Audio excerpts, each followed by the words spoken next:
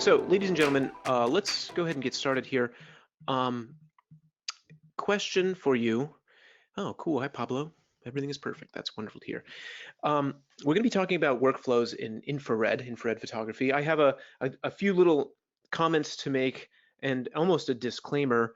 Um, these aren't necessarily perfect workflows by any means. I actually want to show you how to utilize PhotoLab 2 and then the Nik Collection together with infrared photography, and specifically digital infrared photography, although we will be emulating some effects of infrared film photography, um, and that should be a lot of fun. But out of curiosity, who out there is shooting infrared digital photography right now? If you don't mind just typing in. And then uh, let's see, what's my other question? Oh, is it a converted camera? Just out of curiosity, because you can be shooting digital photography with infrared digital photography with a non-converted camera utilizing infrared cut filters, or they're visible cut filters actually, but okay, cool. A huge group of people, D7100s converted. All right, I have an infrared camera. Nice. Now, here comes the disclaimer. I've been shooting infrared photography, digital photography, since probably 2007 or so, and it's sort of part of a workflow that I use, and it's definitely a hobby. I try to travel around, take pictures doing that. I photograph the cat, I photograph my friends, experiment primarily with only infrared energy, and then also mixing infrared with color. Um, I would say, oh, cool, Dane, it's a super color. I am not an expert in infrared photography specifically. I can tell you a bit about it. I understand how it works. I teach technical photography at the Rochester Institute of Technology, so it makes sense to me. But that said, basically by changing which camera you're using, and then possibly changing how that camera is converted in terms of which portion of the spectrum you're utilizing, you're going to get very different results than what we're going to get this evening. And that's sort of my disclaimer. The camera that I've been shooting with for the past few years is a D800 that's been converted with the enhanced color. So this was from LifePixel, which is a company out of Massachusetts in the United States. And does a really fantastic job converting these cameras. They've been doing it for years and years. And so the images like this one that you're seeing is actually infrared and then a little bit of red as well. So the system cuts off at 665 nanometers or about.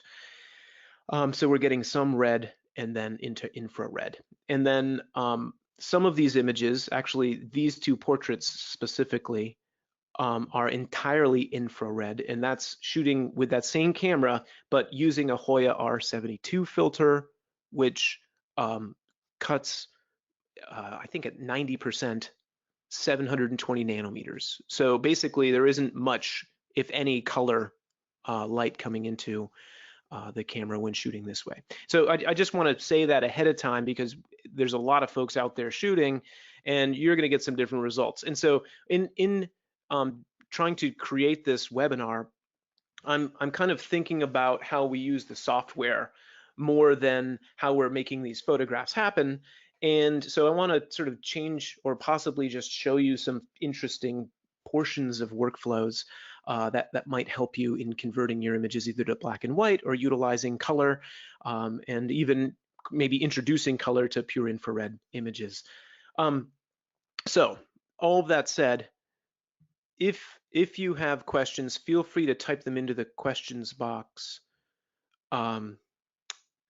And I will try to get to them. I likely can't answer all of them unless they're in regards to, Nik software specifically, and then whatever I can answer about DxO PhotoLab. I am well versed in the Nik collection, been using it since about 2008 actually, and then actually did webinars for Nik software. For anyone not familiar, I was the webinar trainer from 2009 to 2014, and now I teach photography at the Rochester Institute of Technology. Okay, we're 7 minutes in. Let's talk about workflow photography, infrared specifically, and I don't need to be babbling on about what I do. So this first image is shot with that D800, 665 nanometers, and I'm going to avoid using Photoshop or Adobe Camera Raw today in Lightroom and utilize PhotoLabs 2. And I've actually changed my entire digital infrared workflow over into PhotoLab 2 because I like the way it works. And I have some really wonderful options. And whether I'm using a custom camera profile or not, I can get really wonderful results, starting with the white balance capability. So the white balance capability in this image, very simply, all I'm going to have to do is click on the color picker and then choose something that it would typically be green. Actually, this is a little bit yellow, so I'm going to go up into our tree here. And so our foliage up in the top portion of the interface here probably would work down here as well. And I'm just going to white balance the image. Now, as I do that, I'm happy with my result, and I'm getting a nice contrast between the things that are reflecting a lot of IR, i.e. the foliage, and then the stuff that's not so much, right? And the other thing that I'm noticing, let's go to the hand tool here and zoom in. And this is a normal occurrence, at least for the lens systems that I'm using. My corners are not sharp. This was shot with, I want to say, the 28mm 2.8, which is an old Nikon lens, which I found works pretty well. But the center's nice and sharp. But there's a problem there, and that is I want to be able to kind of bring out some more texture and detail in our little statue here, which I've already forgotten the name of this missionary monk, and I remembered it earlier. Anyways, I want to bring back a little bit of texture and detail, and this doesn't necessarily pertain to infrared photography, it pertains to PhotoLab 2, and that is that we have local adjustments that are built into the software, and it's really easy to kind of set the photograph up while we're here in the raw processing software, selectively using control points in this case. So again, I'm just trying to jump right in here. I'm going to click on the local adjustments tool here within PhotoLab 2, and I'm going to selectively sharpen our statue there to try to direct your attention towards the subject a little bit more. So I'm going to zoom in a couple times, place a control point in some of the portion of the statue there, and then in the control points here, and I don't want to go too fast, but I want to make sure we get through all of our content. We have brightness adjustments, or as DxO is calling them, light adjustments, where you can affect exposure, contrast, micro contrast, clear view plus, which is an incredible algorithm, highlights, midtones, shadows, and then blacks. And what we're going to do is actually use the micro contrast tool and the clear view plus tool to bring out a little bit of the sharpness that should be there that I'm losing because of the performance of my lens in this case. So actually, before I use micro contrast and clear view, I'm going to skip over the color tools. So this would be how you would get into the color tools, and then this is how we get into the details tools. And we're using U-point technology. Most of you, if you're interested or knowledgeable at all about the Nik Collection, you've probably used control points. This works the exact same way in terms of how the selection is going to be made on the object that you place the control point on. Basically, the control point is looking for similar tones, colors, and textures. And it actually even does a good job, even though we're in infrared. And oops, here I'm blurring his head. You can actually see how well it works. I didn't mean to blur his head, getting rid of all that detail. I just meant to bring the sharpness up. So I'm going to increase the sharpness maybe to about 87 or so. And we can turn that on and off to take a look. But before we do that, I'm going to jump over into micro contrast, get into clear view plus, let that render for just a second. And now we're starting to get some of that texture out of the statue. And if I want the exact same set of enhancements happening here, oop, my GoToWebinar control panel just popped up. Okay, we're good to go. Thank you, Kathy. Father Junipero Sarah. So this is in a mission that's just south of San Jose, California. Thank you for mentioning that. Apologize for that interruption. My GoToWebinar control panel popped up and I wasn't exactly sure why. Doesn't seem like there's anything going on. So, and William, I see your comment there. I'll try and add that in just a second. So back to what we were talking about. I've made a sharpening adjustment on our subject there. I want to add the same effect into the rest of him rather than making a giant control point in this case, which is going to kind of find other areas and try to increase the sharpness and micro contrast. I'm going to make small control points that kind of overlap each other like this. And then you can actually kind of see what happens as the texture snaps to. So I'm going to add one down here. Watch as that sort of changes. There we go. I think maybe I've added too much, but I'll show you how to dial it back. And watch, you can barely see that there's text on this plaque here, but as I place the control point here, it enhances it quite a bit. If I take it too far, it becomes quite obvious, and we don't necessarily want that. But I do want to attract your eye as the viewer in towards this area, and we're kind of fixing the performance of my lens, which didn't do a really great job. So I've placed those 5 control points,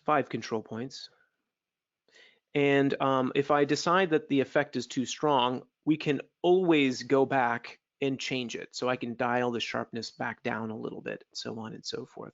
Now, if you're going to be dealing with sharpening, I am going to recommend, and this is pretty typical, that you zoom into 100% to really see what's going on. And to know if you're zoomed into 100%, while you're in PhotoLab, there's a percentage, a magnification percentage up in the top. So we're zoomed into 100% right now. I think that we're good to go. And so I'm going to leave it at that. But basically, all of these control points that I've placed are exact duplicates of this control point. So for anyone who's familiar with using groups of control points from the Nik collection, that's exactly what this is doing. As I make changes to the main or the initial control point, it's going to affect all of those control points that we've added in. If I wanted to add a new control point, what you would do is click the new mask button, sort of in the lower right quadrant of the interface here, and then that's going to basically make those other control points disappear for a second. And I get a crosshair here, which allows me to place my new control point wherever we see fit. So I can place my new control point here. And then I want to just point out the fact that these control points, although they are making selections almost exactly the same way as they would within the Nik collection, we've got 2 kind of caveats. First of all, we're in an infrared image, so we don't have the same kind of color information as we would with a full visible color infrared, or sorry, visible color photograph. And then the other fact is that we're in a raw processing tool that is parametric, which means we can always go back and change this.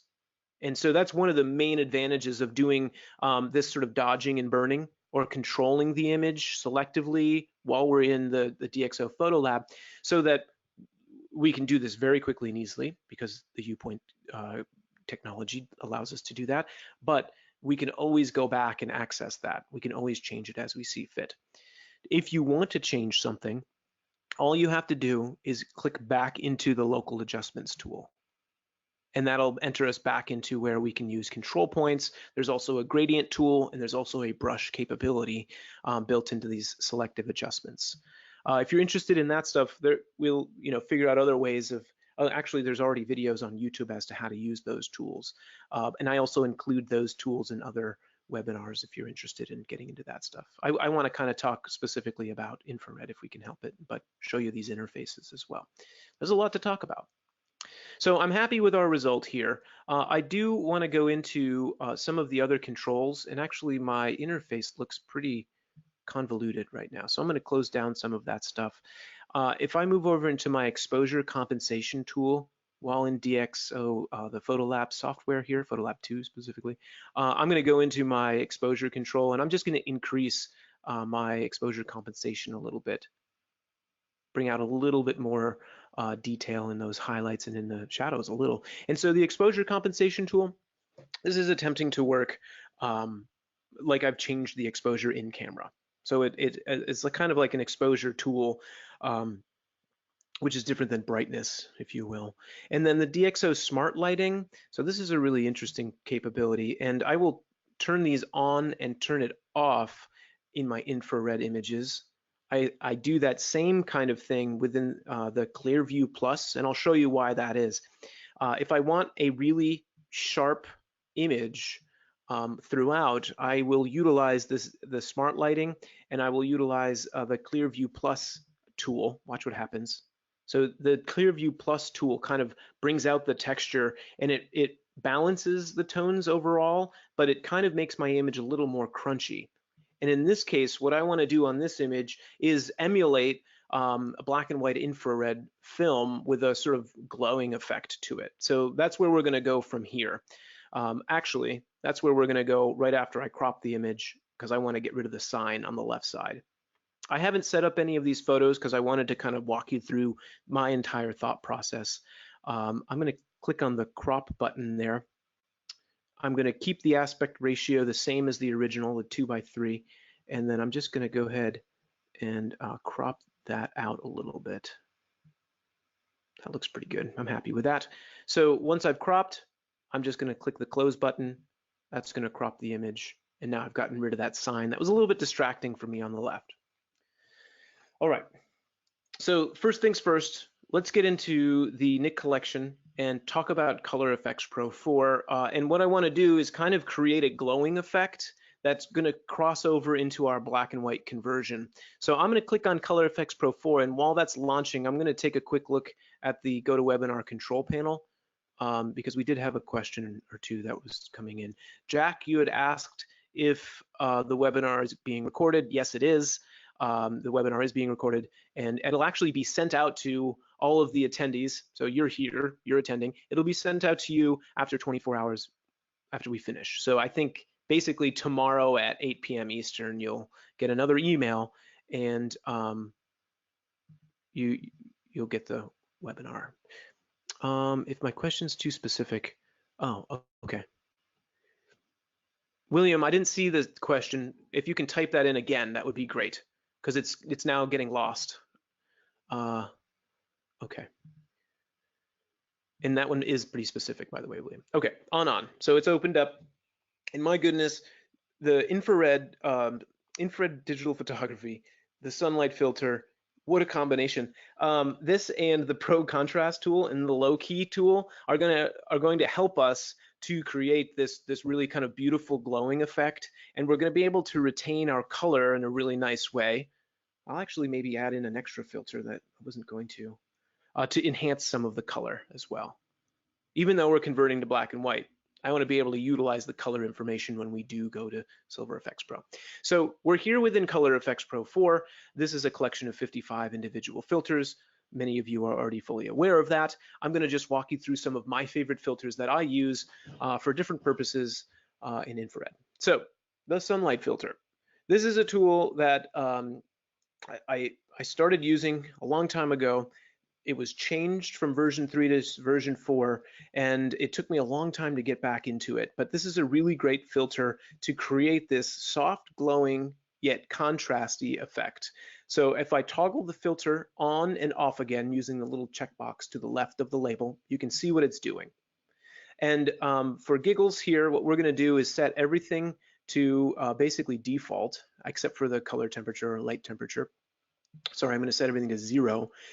So you can kind of get a good idea as to what the filter kind of does on its own, right? So it has this nice glowing effect, and you might even find that you want to zero out the light strength and the brightness and the contrast.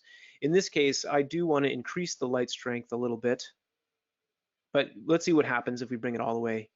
So basically this light strength slider wants to fill in the shadow details. You can see this in the image, and then if you watch my histogram in the lower right corner, which is a live histogram of what we're doing, you can see where that falls, right? And so this can be really handy if you want to be able to fill in shadow detail, let's say on a high contrast portrait image. In this case, I'm going to go ahead and keep the light strength down low. The next slider is kind of like a warmth slider. If you slide it all the way to the right, it's going to cool the image down. You slide it to the left, it's going to warm the image up. In this case, we made our adjustment in with the white balance tool within PhotoLab too, so I don't necessarily want to shift this very much. So I'm going to kind of find a nice happy medium for our image. That looks pretty good. Brightness I can leave the same. I am going to increase contrast, but when I do this, I'm going to watch the image, and then we're going to pay attention to our histogram in the lower right.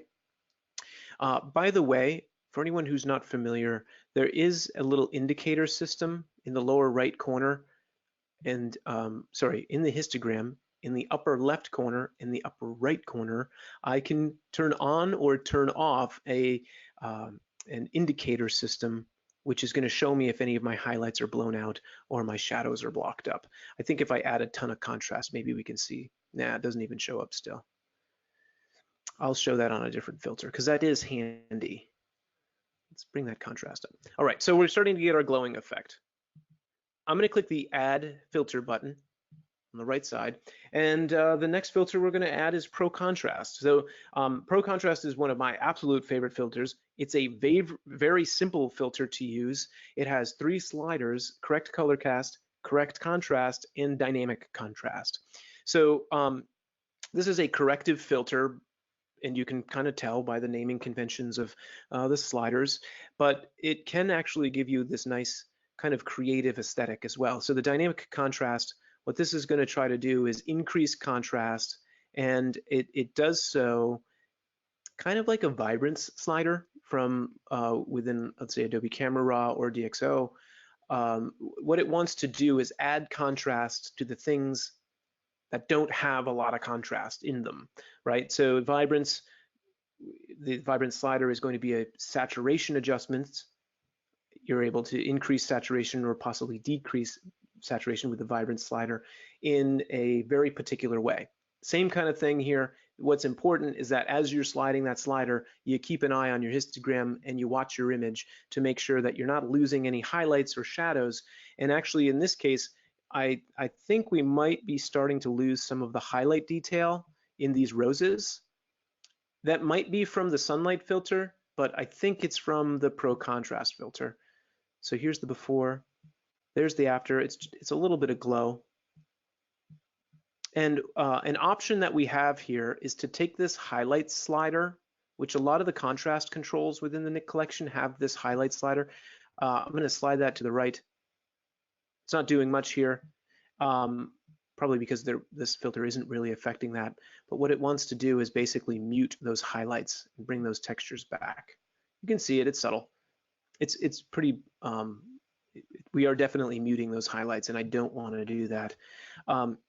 So what we could do is take a minus control point and place that minus control point in the flower and just go ahead and take the area of influence, the control point's area of influence, and make it really small. Another thing that we could probably do is add the detail extractor filter if we wanted to get all of that detail, or as much detail as we could back. Oops. Oh, I see what's going on. I've got a piece of software open that wants to detect malware and such. Okay, so hopefully that closes.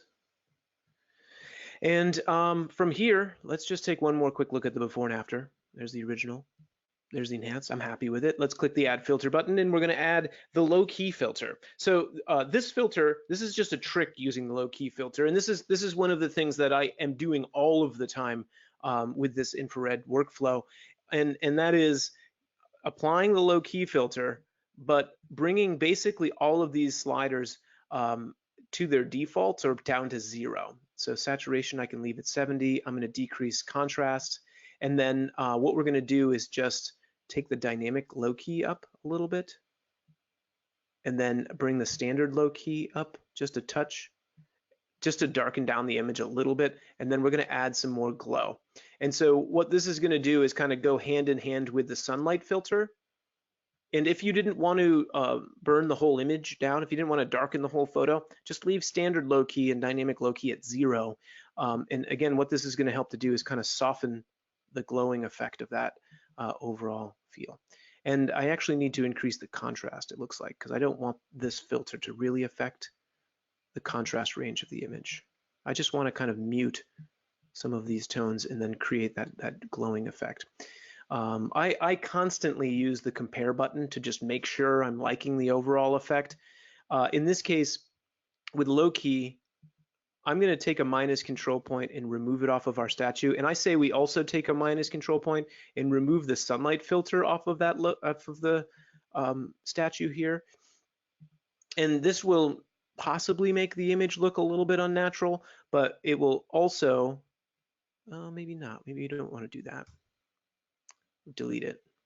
Yeah, let's remove it from the highlights. So the reason I want to do this in this case is because I want to attract your eye as the viewer in towards this subject and in towards the monk a little bit, and then keep your eye moving using leading lines, using compositional rules, using the highlights of the trees themselves. And by removing this effect, we have no glow, and therefore the statue is going to look that much sharper. So in my original presentation, I wasn't going to add this filter, but I realized that this probably could work in a really cool way. So we're playing with this one. I'm going to click on the cross balance filter here. This is actually a filter that's trying to affect color balance. So it's cross balancing, in this case, from tungsten film to daylight balanced film, or from like a tungsten white balance to a daylight white balance. And if you click on the drop-down menu, you can cycle through these different applications. I'm going to go ahead, actually, let's stick with tungsten to daylight too. But let's remove the effect from anything that should be orange, right? So we keep the effect on all of the foliage and anything that we want blue. And I'm going to take a minus control point. And in this case, since I want a kind of broad effect, I'm just going to use a giant minus control point, maybe a couple of them, to get rid of the effects off of the areas where we don't want them to be. So in Color Efex Pro, for folks not familiar, minus control points remove an effect, and plus control points are going to put the effect in particular areas. This cross balance tool is basically just increasing our saturation, in this case on the foliage, and kind of adding some color contrast nicely. Now, talking a little bit more about control points, if I click on the little drop-down menu here, so where it says control points, I can actually see where our filter is being applied by these control points and where it's not being applied. So again, to get into that, if you missed it a second ago, click on the words control points within any of the filters in Color Efex Pro, and then click on the little box that has a circle in it on the right side. This is going to show your selections. So anything that is completely white, like this area, is going to have the filter effect on it completely.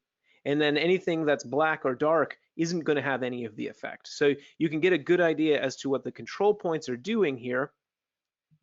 And again, this is a minus control point. Place this here. And you're looking at the actual selection that these control points are making in real time.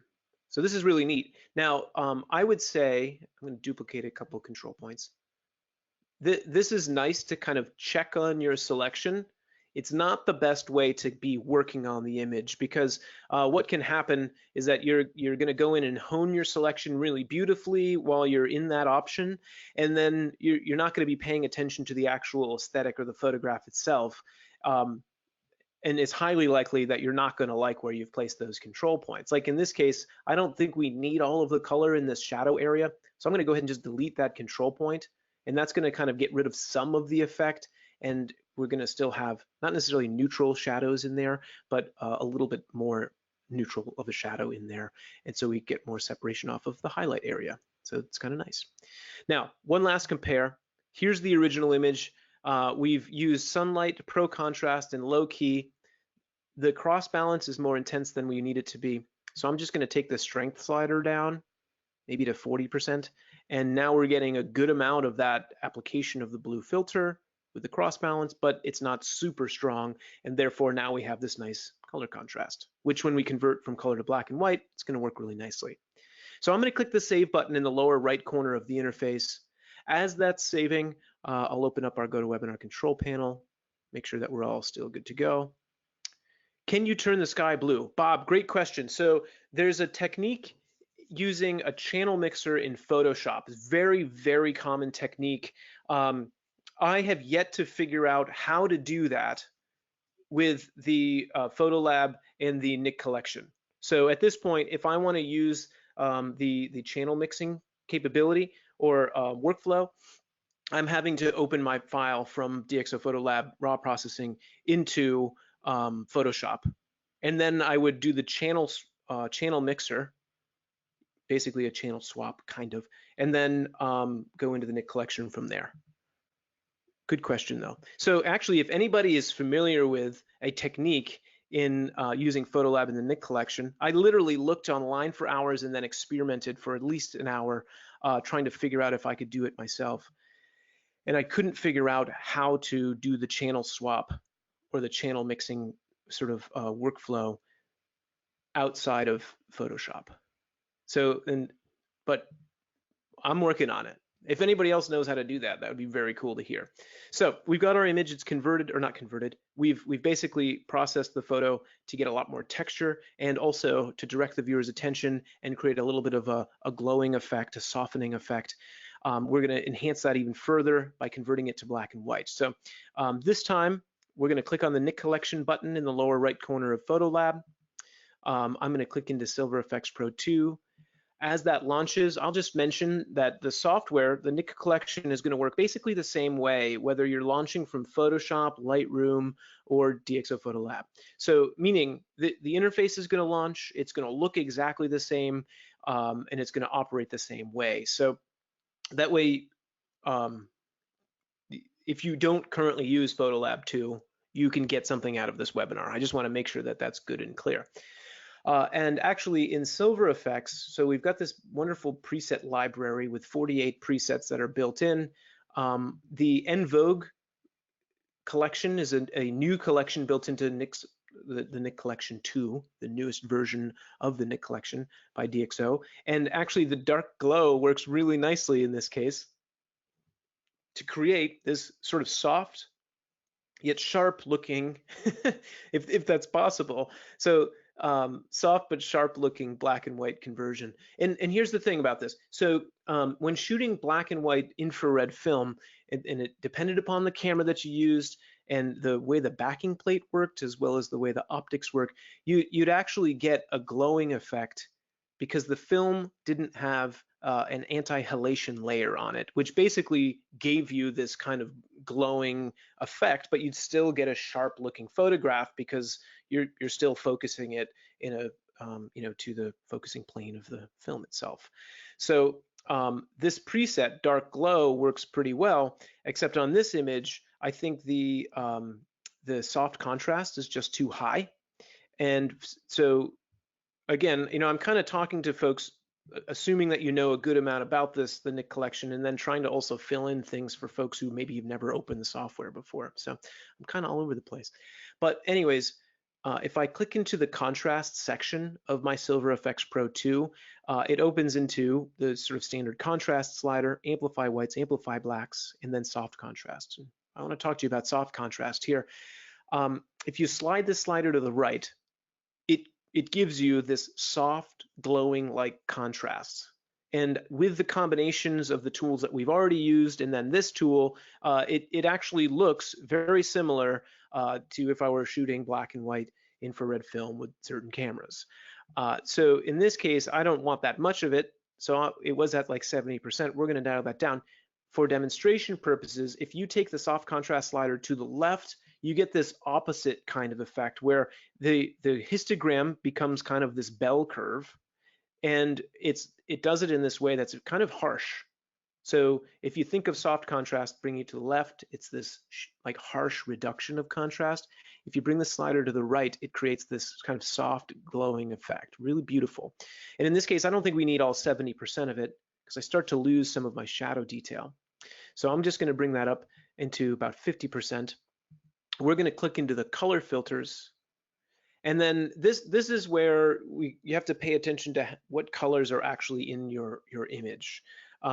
Because the way that we've processed this photograph, if I click on the blue color filter, all of the foliage is actually going to lighten up even more. And everything else is basically going to darken down quite a bit. Whereas in a lot of other kinds of infrared photography, or if you use the channel swap technique that we were talking about a few minutes ago, that blue filter is going to kind of do the opposite. It's going to probably not lighten up your foliage. So it's something to note, I guess, is what I'm getting at there. And I'm going to turn off the color filter. Just wanted to walk you through that one because that's a common tool that folks are using for this sort of stuff. And I'm going to click into film types. And then we're going to move into the color sensitivity sliders. And these color sensitivity sliders work like a luminosity adjustment let's say within Lightroom, or the channel mixer tool that's actually built into PhotoLab 2 has similar sliders. I'm doing it here because we've already opened up and used this preset. I want to take my blue slider a little bit to the right, and then maybe even the cyan slider and bring that a little bit to the right.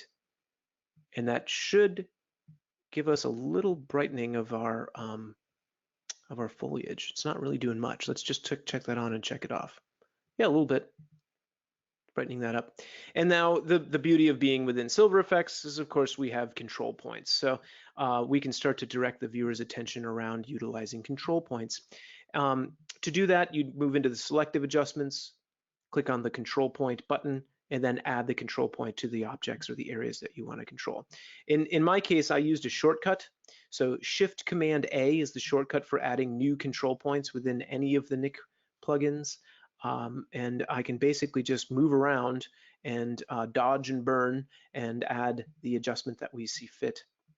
I'm going to take the amplify whites up, a little contrast, and then amplify blacks, so we can darken that back down, that corner up there. It's getting a little bit distracting how it was kind of muted. And you know, one of the problems that I've run into with this particular lens is that the corners aren't sharp. And so that can be nice if I have a really centralized composition, but in this case, it doesn't work as well.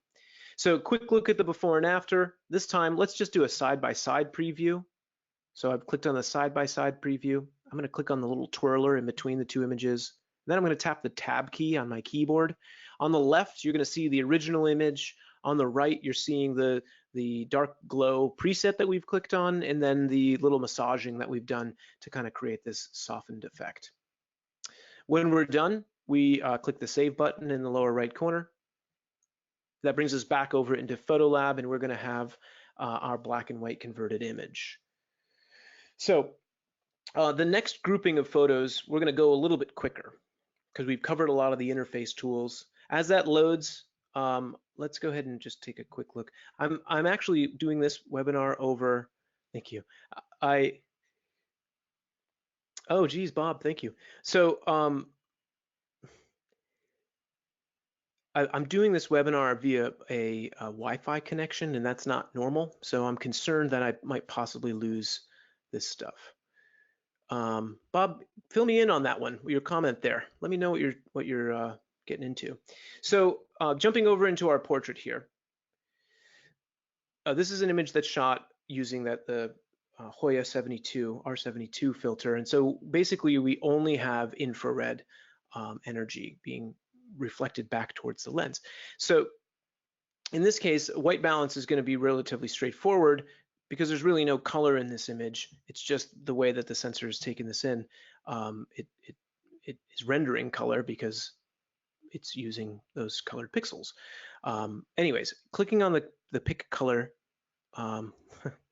the color picker itself, I'm basically just going to click on a part of the image and it's going to neutralize our effect. Now, one of the things that's cool about doing portraiture in infrared is that the infrared actually creates this really soft effect overall. This was shot with a relatively short depth of field in the studio with a single soft light source, and then also like a little hair light that's back here. So very simple studio lighting. You could actually shoot this exact same thing outside on a dark wall using possibly some reflectors and some scrims to basically scrim off some of the light. And actually it might have been easier to do because the strobe light isn't terribly easy to work with compared to going out into daylight and using daylight for infrared photography. Now, long story short, we've utilized the color picker for the white balance. And then what we're going to do is jump directly into Color Efex Pro, because what I want to do is I want to keep this nice kind of soft feel of the image, but I want to add a little bit of pop and contrast to kind of, again, direct our attention, the viewer's attention through the photo.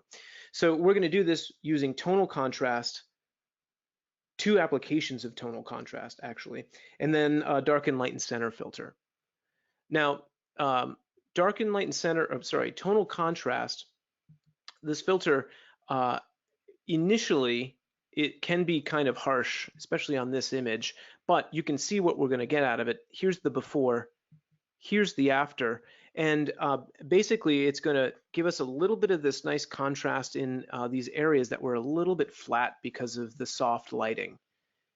The first application of tonal contrast, though, we're going to move into the contrast type drop-down menu, and then we're going to use the high pass capability. So high pass is a sharpening tool that's found within Photoshop, and you've got it built into the tonal contrast filter here, which is a nice feature. The initial settings are typically going to be way too high, though. So here's another filter when using at least the high pass setting, where I'm going to zero that out, and then I'm going to zoom in a couple times to pay attention to my aesthetic, and then take the highlights and the midtones and the shadow sliders up until I'm kind of getting that little bit of pop that we're after. So again, we've got this nice sort of soft epidermis, right? His skin looks nice and soft still, and he has this really kind of interesting glowing effect, even though the image is good and sharp. I'm going to increase that shadow quite a bit. It's going to darken down the background quite a bit. And if we look at the before and after, so let's zoom in again. Take a look at that compare button. Here's the original. Here's the enhanced. We're still keeping that beautiful effect of the infrared portrait, but we're getting a little bit more contrast out of these darker tones in the edges of these lines because of the high pass application. So this works really nicely in that effect. You just have to be careful as to how strong of an effect you're using it when you're utilizing the high pass contrast type. This is going to work really nicely whether you're shooting full infrared like this one, where it's basically only infrared energy, or you're utilizing color information as well. So clicking the Add Filter button, and then moving into tonal contrast again. This time we're not going to use the high pass contrast type. We're going to leave it on standard, but we are going to dial this back down. So the tonal contrast tool, I will relate a little bit to the clarity capability that you've got within, let's say, Adobe Camera Raw, and some of the sliders within the PhotoLab 2 software. The difference is, of course, you've got control points, so you can apply it wherever you want. And then also you have a highlights, midtones, shadows controls. So basically what that's going to give you is the ability to discern whether you want it in the brightest values, the midtones, or the shadows. So 2 applications of tonal contrast, but 2 different contrast types. Here's the before, there's the after. We're still retaining the effect, but we're getting this really kind of nice overall relighting of the image practically. So zoomed out, here's the before, there's the after. One more filter we're going to add, and that's the darken, light, and center filter, and that's basically going to act like the same thing as like what a vignette would do if you were to darken the edges, whether optically or doing it in post-processing, except in this case, using the darken, light, and center filter, this is going to be directed, and it kind of works like a sleight of eye trick, because you don't really see the edge like you would on a vignette typically. And so if we dial this in and then turn it on and then off again, here turn it off, there's the after. You can see now we've got, we're kind of zeroing in on Rob's face. So it works nicely. I like his look for this as well. He's a little bit confused, but it ends up translating kind of nicely in this portrait. Anyways, long story short, 2 applications of tonal contrast, darken, light, and center. I'm going to click the save button. I feel like I haven't been able to get through all of the stuff that I wanted to get through, and we're coming up on time. So if you have questions, feel free to type them in. I'm going to go ahead and just use one more image here. Just taking a look at the before and the after. There's the before. There's the after. Pretty subtle. There's probably some other applications of tools that we could have used beforehand to exaggerate our effect here. Maybe dodge and burn the light a little bit more, darkening down his chin and his jawline, just to kind of exaggerate the lighting a little more. But anyways, moving forward, here we've got this skyscraper in Chicago utilizing the PhotoLab 2 software. I'm going to go into geometry, and then I'm going to scroll down, and we're going to turn the perspective tool on, and then we're going to dial it in nicely. So let's see if it's cropping the image quite a bit. I might need to dial that down just a touch. Let's bring that out. There we go, 49. And I'm losing the top of my image. Oh, here's why. I just want to go horizontal in this case. And then see what happens with vertical. And I'm still cropping the top of my image, which wasn't what was happening in our demo. And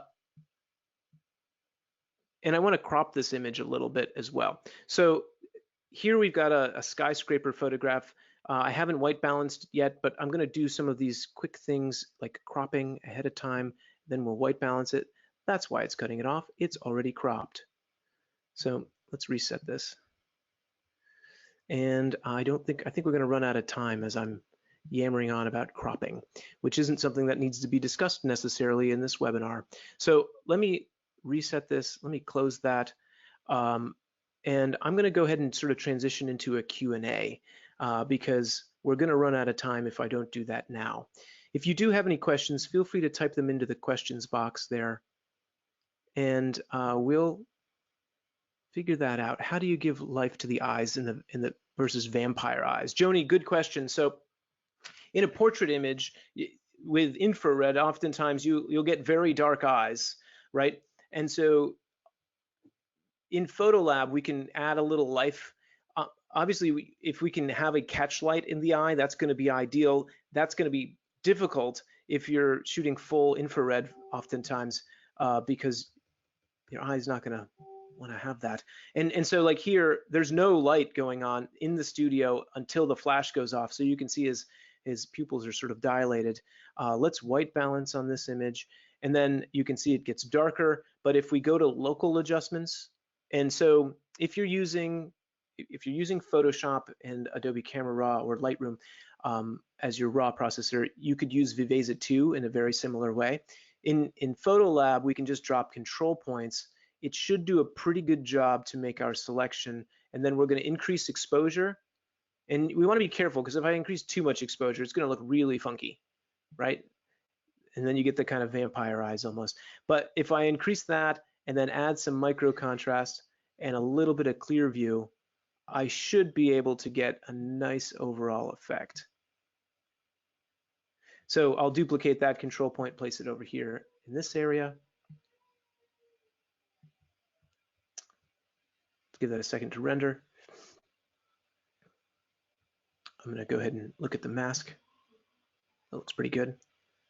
And if we needed to, it looks like his right eye, so camera left there, actually needs a little more than his left eye does. So I'm going to actually delete this control point, place a new one so that we can control those shadow areas a little bit more.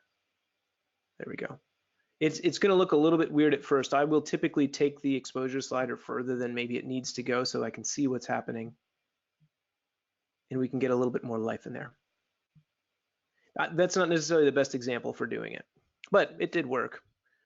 So if I'm done with that, I just click the close button. Still vampire-y, yeah. Okay, so Dane, you said when you open Solar Effects, but I don't see the En Vogue presets, is there a way to update your program? Yes, Dane, what you're going to want to do is, so if you don't have the En Vogue presets, it probably means you have a previous version of the software. If it's working, Dane, you're probably fine to continue to use the software, but if you want to utilize those En Vogue presets, you have to update the software, and to do that, you'll go on the DxO Nik software website, so literally just go to Nik software, and there's an upgrade path if you already have the Nik collection. So I don't think you have to pay full price if you already have the Nik collection. Definitely look into that one. But you do that, Dane, by looking into it on the Nik website itself.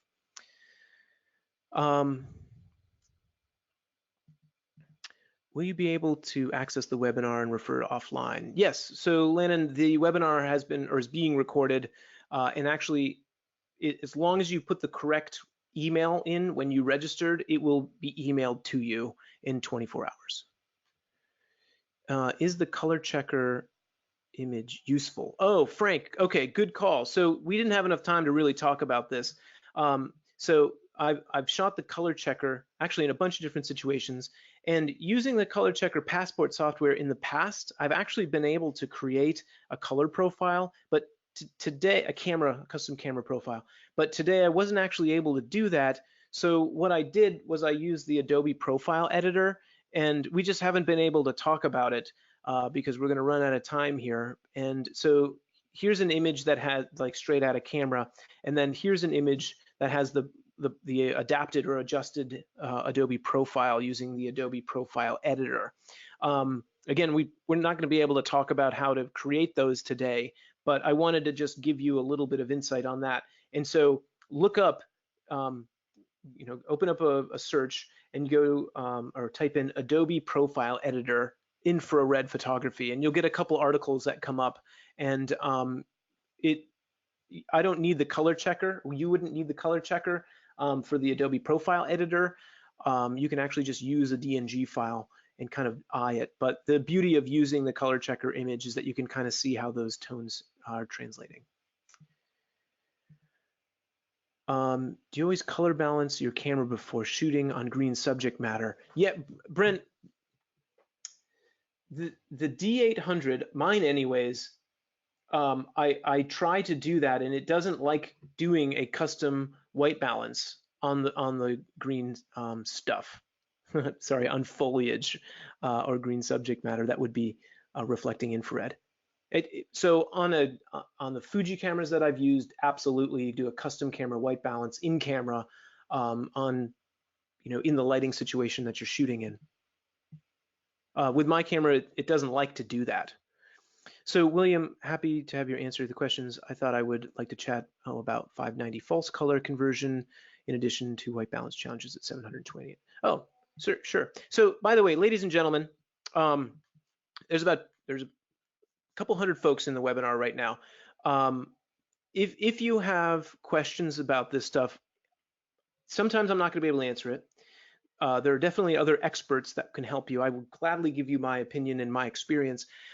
You can email me at my RIT email address. And I'm kind of concerned about giving it to 200 people, but that's okay because I assume most people aren't going to be emailing me because it'll just take me forever if lots of people are emailing me. But if you have questions, I'd love to hear from you. My email address is dahpph@rit.edu. I wonder if there's an easy way for me to write that. So DAHPPH, I'm just gonna type it in.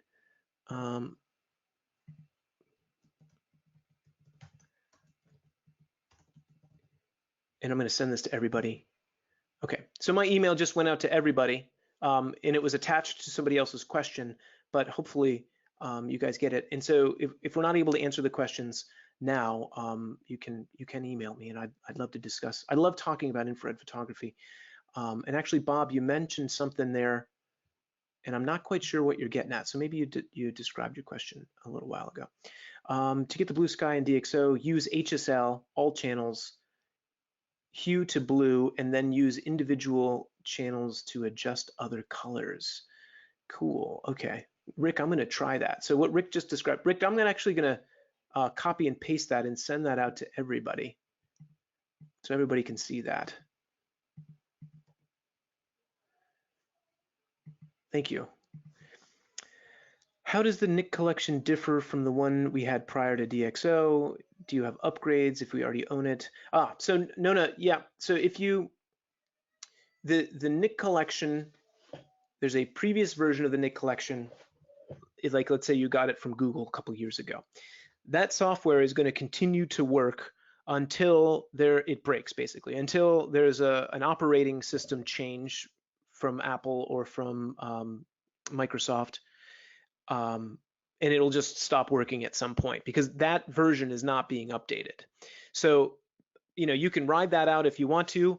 If you're interested in, making sure that the software is going to continue to be updated, and then also you get the en vogue presets, and then there's a few other cool capabilities. Like if you're on a PC, it now is capable of high resolution screens, like 4K screens.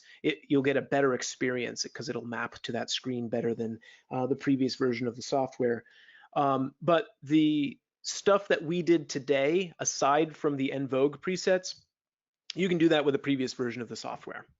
But know that at some point that your software is probably going to If you have the non-DxO version of the software, it'll probably stop working at some point. Why isn't DxO correcting for the lack of sharpness in the corners of your photos for the lens you're using? So, Charles, in that case, I don't think that there was a lens profile for that camera.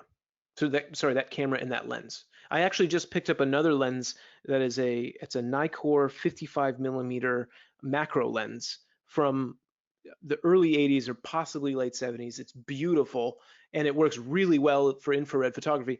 But I don't think that there's I don't think there's a profile for it because it's such an old lens. I'll actually need to look into that one. I'm finding that the lens, the best performing lenses, which you can actually look up a whole list of. You can find a lot of them on the LifePixel website, and then also there's a lot of infrared photographers who've written out their list of their personal favorites. But a lot of times it's the older lenses, and sometimes it's even some of the zoom lenses that are kind of lower end lenses. So it's kind of interesting and fun. Otherwise, like if you throw a nice 24-70, like a Nikon or even a Canon 24-70, you're going to oftentimes see hotspots occurring because of different things, but like the flocking inside the lens. Not working with infrared very well. So John, you said many years ago when Nik was Nik, I talked tech with tech support in order to do post-processing with define. It's done first as subsequent and noise reduction. Do you recommend noise reduction first as well? Yes. So yeah, John, we didn't really talk about using the entire collection today. And John's question refers to the order in which you would use the Nik collection, or maybe the order in which you would use any kind of digital workflow, and that is doing noise reduction towards the beginning of the workflow can be a really good idea, because then you can fix any loss of texture or detail that noise reduction might be doing, and also because you're not going to be enhancing the noise if you get rid of it at the very beginning. The thing is define works really well if you need to do selective noise reduction using control points, but honestly, and it's one piece of software from the Nik collection that I only use in very particular times. If I have to do noise reduction in an area or on one object, I will use Define 2.0. And then also I'll actually use it if I'm photographing cars and I need to smooth out areas. Define can do a nice job of doing that. Even though it's not supposed to be necessarily blurring stuff, it can actually take out little dents and scratches in cars. But I would say if you're using a contemporary RAW processor like PhotoLab or Adobe Camera Raw, and you need to do global noise reduction, do it within the RAW processor, because the algorithms have come a long way since Define 2.0 came out. I guess is what I'll get at. Can you convert a photo in Photoshop and use this program? Yes. So Michael, if you're going to use the Nik collection, you can launch and do all of the same stuff that we did today from Photoshop or from Lightroom, and that's not a problem at all. I wanted to find workflows where I'm not using Photoshop, because in my own infrared workflow at this point, I'm basically only using PhotoLab 2 and then the Nik collection, and I wanted to talk about that kind of workflow. How do you create a control point or remove it? So Melody, good question. If you're in the Nik collection, you do it differently than if you're in PhotoLab 2. So I'll show you basically 3 different ways of doing it. If you're in PhotoLab 2 and you want to create a control point and then subsequently delete it afterwards, you'd go into the local adjustments, click on New Mask toward the lower right quadrant, turns your cursor into a little crosshair where you can drop your control point. You can place it, make adjustments as you see fit. And then if you don't want it anymore, you literally just tap on the control point and then hit the delete key on your keyboard to get rid of it. In the Nik collection, so let's click on a different photo. Let's go into this one again, and then go into, let's say, Silver Efex Pro. There's already a Nik collection. Use a unique name. So this is yelling at me because I will have 2 black and white versions with the same name. It's going to change the naming convention for me. So if I want to add a control point, I move to the right side of the interface, and this is how it works within any of the Nik plugins in terms of creating a new control point. You click on the word, or you click on the button control points, If you're within Color Efex Pro or Define 2.0, you have plus and minus control points. And so it works the same way, but you'll have two buttons. You'll have a plus control point button and a minus control point button. So if I've got a control point on the image, I can place it and make adjustments. Maybe I add a new one and then I decide afterwards, oh, I don't want that one anymore. You literally just click on the control point you don't want, it activates it, you hit the delete key on your keyboard and it gets rid of it. Okay, so we got that one. Charles, great. I'm glad you had a good time. How do you apply custom camera profile in PhotoLab? Great question. So if you have a custom camera profile that you've already created, what you would do, I'm going to close down the essential tools. It's actually in the essential tools, actually. So I'm going to open it back up here as I get lost. And in the essential tools, nope, I lied, Steve. It's not in essential tools. It's in color. So in the color section of DxO PhotoLab, if you want to apply your own ICC or DCP file, you go to the color rendering section here, and then under your renderings, you're going to have a couple different options for generic color renderings, color positive film, and so on. And then you're also able, holy moly, where is it? I literally just, oh, you know why? I'm on a TIFF file. I'm sorry, that was confusing me. What I want to do is be on a raw file, because if I want to apply an ICC or a DCP, I have to be on a raw file. Watch what happens if we go to this picture of Jeep the cat and we click into the ICC or DCP profiles. We're able to go into our rendering, and then you would click import profile, and then you would go to your profile folder or wherever you've saved your custom profiles, whether it's a DCP or an ICC if you're using ICCs, and you're able to load those. So these are two different DCP files that I kind of played around with the Adobe Profile Editor, and this one's probably a little bit better for this picture. But if we turn it off, if I go back to generic renderings, you can see this is straight out of camera, and then go to DCP, and then use this one, and then I can still color balance probably. And in this case, I'll probably do that one by eye. Hopefully that's helpful. Is it expensive to convert a D800? 18, it's at LifePixel, I want to say I paid $450 a few years ago to convert the D800. To be honest with you, it's a fantastic camera. It's really nice because of the 36 megapixels, because of the optics. You have options for shooting Nikon lenses. You can find great lenses for infrared photography, really inexpensive, because Nikon has such a wide swath of different lenses. And I'm finding that the cheaper, generally finding that the cheaper lenses and the older lenses tend to work better. So I like it.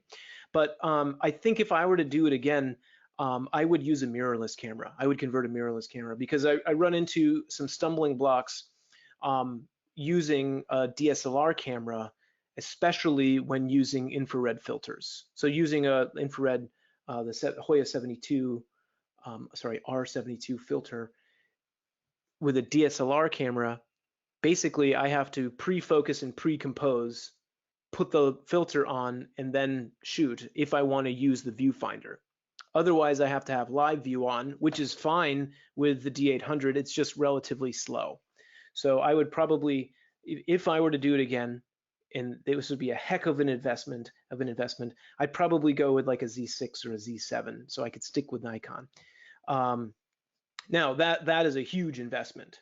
Yeah, so Pablo said the Lumix mirrorless, fantastic cameras. They're small, they're light, they're easy, they're fast, and it's a nice mirrorless camera. That's probably a great setup, Pablo. Love to see those images. Ronald, you said Kalari is cheaper. Is that, I must not recognize that brand. William, you said with a Z6 or Z7, you can convert to 590 nanometers and then apply various cut filters you might want to use. Yeah, so basically, I could go further into the color spectrum at 590 nanometers and then use different filters to cut at different portions of the spectrum. Fantastic, William. I would love to do that. So at RIT, we actually have a couple Fuji cameras, which is why I started to get excited about mirrorless with infrared digital. And they are full spectrum. So I would need to use, different filters because they're capturing from UV all the way visible all the way into near infrared. So it could be expensive because I need a whole collection of filters, but the beauty is um, you can shoot UV, visible, some mix of those things, or IR. That's the thing. There's so many different things that you can do with these digital cameras, converting them in different ways, or not even converting them, using a standard digital camera with the original hot filter in it, and then putting an infrared filter over the lens. Now, the problem with that is that if you don't convert, you're probably going to have exceedingly long exposures to try and make infrared images. But if you visit, is it Colari? Ah, cool. So if you visit Colari Vision Company or Life Pixel, and there's a few other, I've actually never heard of Colari, so thank you, Ronald. I'm going to look into that one. You can get a lot of information. The companies do a really great job spelling out and explaining all of the different information. Oh, I see. The Z6 will white balance at 720, but not at 590. Interesting. All right. So Everett, you were saying when using the local adjustments in DxO, when you click an overlay, pops up to right click to select the mask tool. When I click the overlay. Oh, Everett, what you might need to do when you're in the local adjustments feature and you right click, you have a few different options. Is this what's coming up, Everett? If you right click, you have different options. So we didn't get into this. We were only talking about control points, but you have a an auto mask, brushing capability, gradient tool, a brush tool, new mask, an eraser, and then undo or reset as well. Everett, I'm not sure. I think this is what you're dealing with. What you'd need to do is click on control point and then just drop the control point. At the same time, control point should be the default setting. Marvin, fantastic. I'm glad you had a great time. Thank you for the feedback. Color Vision offers AR coding on their conversions, which helps reduce hotspots. Oh, cool. Thanks, Steve. Yep. Let me make a note. Color Vision. Sweet. Very good. Thank you, Barbara. All right. Well, ladies and gentlemen, I don't see any more questions coming in. If you have questions, feel free to type them in. We can stick around a little bit longer if you'd like. I'll give you another minute or so to type in, but I greatly appreciate everybody coming out, sticking around for a little while, and hopefully you had a good time. Kitty, thank you. Your middle school kids shoot infrared. This is great. Oh, that's very cool. Kitty, are you a middle school photography teacher or art teacher? Crispin, thanks, great webinar. Where can you view it again? Crispin, you'll be able to get this webinar should be emailed to you in 24 hours because it was being recorded by GoToWebinar, and then in a follow-up email in 24 hours you're going to be able to get it. Kitty, very cool. Kitty, I'd love to chat more about infrared photography if you want. I'm always trying to speak with young students. In fact, in April of 2020, we're going to be doing a big shot in Albany, New York. This is why I'm in Troy, New York right now, because I've got meetings in Albany to try and set up a community art project where we'll invite middle schools, high schools, and colleges to help us make a big shot, a big picture. We wait until it's nighttime. We turn off all the lights, in this case in downtown Albany, and then we're going to illuminate, hopefully with several hundred or a few thousand people, we're going to illuminate the New York State Capitol building to make a painting with light image, and several hundred people will be helping us with that. Cool. Kitty, that's awesome. Feel free to reach out if you want to chat more. Adam, wonderful. Rick, you're saying you're on a PC and don't have those buttons at the bottom of the screen. Is there a way to turn them on? Rick, quick question. Are you using PhotoLab 2? Or is it a previous version? How about a continuous webinar? Ronald, I'm not sure what your question is. Yeah, I think so, Pablo. The problem is I don't know if So that he mentioned that he'd be interested in a second round of IR workflow. I think it'd be cool to actually just, I don't know if we would be able to do that. I would love to create like a small community of people that just, talk about this stuff, because everyone's got different techniques. It's really great to discuss these things. All right, well, Rick, I'll see what I can do, and Pablo, same. Anyways, ladies and gentlemen, have a really wonderful day or an evening or possibly morning, depending upon where you are in the world. And hopefully I'll see you again soon at other webinars. I gave you guys my email. Feel free to reach out, and I'd love to start a conversation. Thanks a lot, everyone. Bye-bye.